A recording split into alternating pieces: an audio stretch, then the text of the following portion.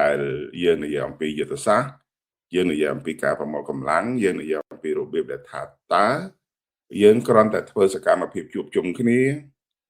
ធ្វើសកម្មភាពរៀបចំរចនាសម្ព័ន្ធរួចហើយជជែកគ្នាអំពីអ្វីដែល